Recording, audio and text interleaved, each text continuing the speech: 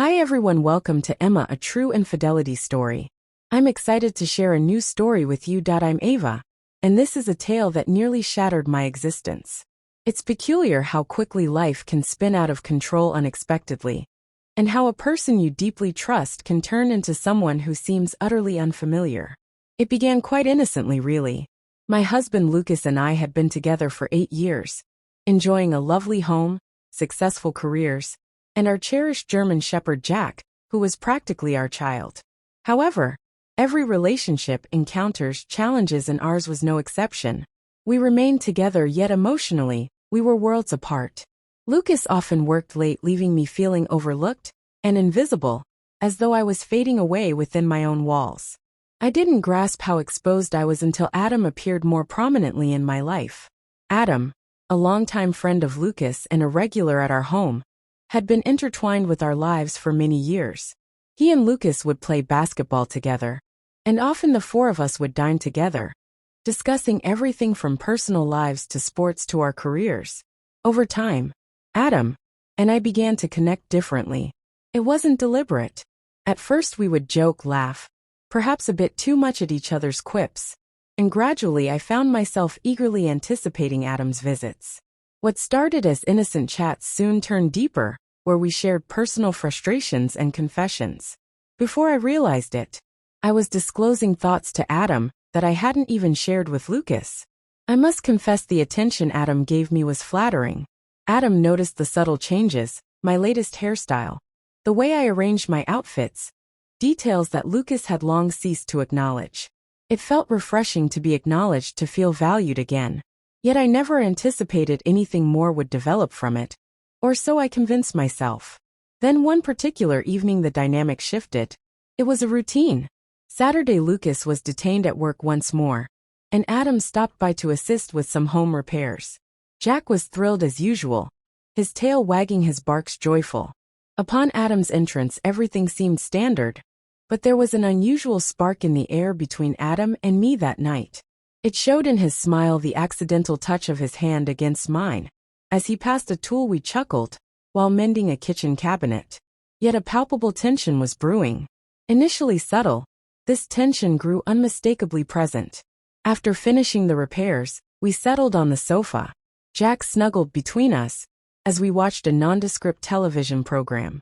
The atmosphere was charged, heavy with the anticipation that something was about to unfold. Yet neither Adam nor I seemed ready to initiate anything, and then it occurred. It's hard to articulate precisely how, but one moment we were just sitting, and the next Adam reached out, placing his hand over mine. His touch was neither aggressive nor merely friendly. It was something deeper, more profound. I knew I should have withdrawn, stood up and asked him to leave, but I remained motionless. The contact sent a chill through me, and for an instant I lost sight of any potential repercussions. My rational thoughts faded away, overwhelmed by the sensation of his hand against mine. Jack, resting at our feet, stirred slightly, but remained calm, almost as though he could sense the tension in the air. But then reality came crashing down. I heard the front door unlocking, my heart leaping as Lucas entered. Oblivious to the scene he had just interrupted, Adam quickly withdrew his hand, and I sprang up from the couch, my face burning with guilt. It all unfolded so rapidly, yet the air was so tense. It felt as though it could be sliced with a knife. Hey, I'm home," Lucas announced nonchalantly, dropping his keys on the table. "What's going on?" "Nothing," I responded hastily, my voice unnaturally high-pitched. "We were just watching TV." Adam stood up as well, his discomfort matching mine. "Yeah, I was just leaving," he muttered, avoiding Lucas's gaze. Lucas didn't seem to pick up on the strained atmosphere, or perhaps he was simply too exhausted to notice. He moved towards Jack, petting him, and for a moment I believed we might be safe, that perhaps Lucas hadn't detected anything, and this incident could just fade away without ever being mentioned again. Yet deep inside I knew that was not the reality. Something had irreversibly changed between Adam and me. We hadn't crossed any physical boundaries, but emotionally we were teetering on the brink, and the fear of what might happen next was overwhelming. That I asked Adam left that evening. He cast a glance my way, a look that conveyed he was just as affected as I was. It was clear the situation was far from resolved. In the days that followed, I was engulfed in a haze of confusion and remorse. Thoughts of Adam lingered constantly, his touch, his presence, and how he noticed me. Yet every recollection brought a surge of guilt. Lucas had done nothing to deserve this. He was a good husband, albeit distracted and weary, but he certainly didn't deserve to be betrayed. I tried to dismiss it all as a fleeting lapse, nothing more. But no matter how much I wanted to forget, Adam was always there. In some way he would send casual texts asking how I was, or about Jack's antics. His messages weren't overtly flirtatious, but the implication was unmistakable. He too hadn't forgotten that night. I knew I should have ignored his messages, but I didn't. The truth was I relished the attention, and that realization only intensified my self-loathing. Each time I responded, I felt as though I was flirting with disaster, yet I found myself unable to stop. Eventually everything came to a boiling 0.1 evening, when Lucas suggested we invite Adam over for dinner. Mentioning it had been too long since we last gathered as a trio. I couldn't object without arousing suspicion, so I forced a smile and acted as if all was normal. Though internally I was in turmoil, the dinner felt excruciatingly awkward, at least to me. Lucas and Adam chatted away as usual, laughing, discussing sports, and exchanging work anecdotes. While I struggled to maintain my composure, every glance from Adam seemed to penetrate my facade, and every smile from Lucas made me feel increasingly guilty. After we finished eating, we transitioned to the living room, Jack following close behind. Adam settled onto the couch and I paused, ensuring I maintained a clear gap between us. As I sat down, Lucas remained in the kitchen cleaning up, blissfully unaware of the tension simmering between Adam and me. Then in a moment, I'll always remember, Jack hopped up onto the couch, positioning himself between Adam and me.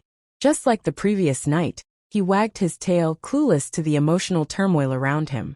Adam laughed and reached out to pet him, and for a brief moment his hand brushed against mine.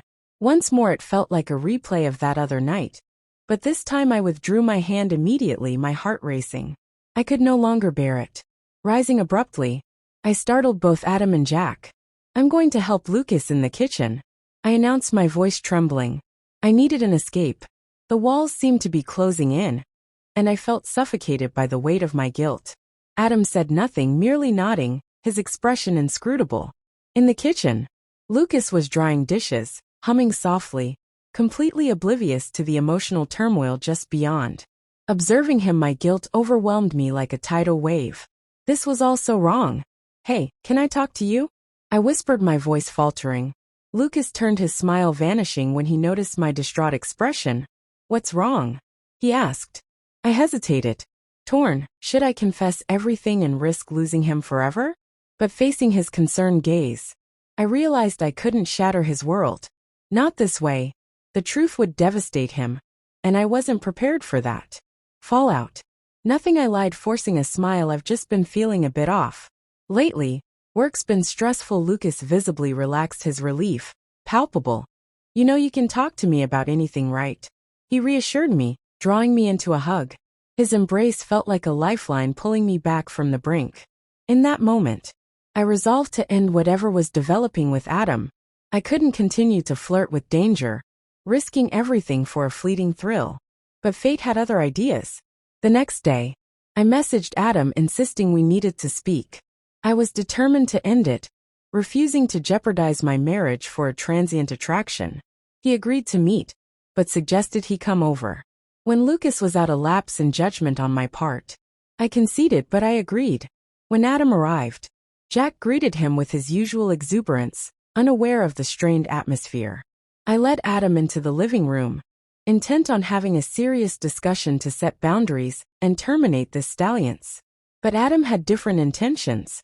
As we sat, he leaned in, his gaze intense. "Ava, I can't stop thinking about you," he confessed in a low, fervent tone. My heart skipped, but I remained resolute. "Adam, this is wrong. We can't do this." "I love Lucas, I know," he replied, reaching for my hand again.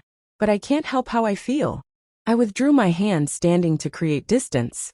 "This has to stop. We can't keep doing this," I insisted. Adam stood as well, his frustration evident. "Ava, you feel it too. I know you do. Before I could reply, the sound of the front door unlocking jolted at us. Lucas was home early. Unexpectedly, Adam froze his expression. One of sheer panic. Buddy's barks echoed from the hallway as Lucas entered. My heart raced. As I faced the impending confrontation, Lucas's cheerful demeanor darkened to confusion and suspicion as he saw us. What's going on? Lucas asked, his tone cautious yet sharp. I was speechless, the guilt paralyzing. Adam, attempting to defuse the situation, spoke hastily. I was just leaving, came by to check on Jack. Lucas's gaze narrowed, skepticism written all over his face. Why would you need to check on Jack when Ava here?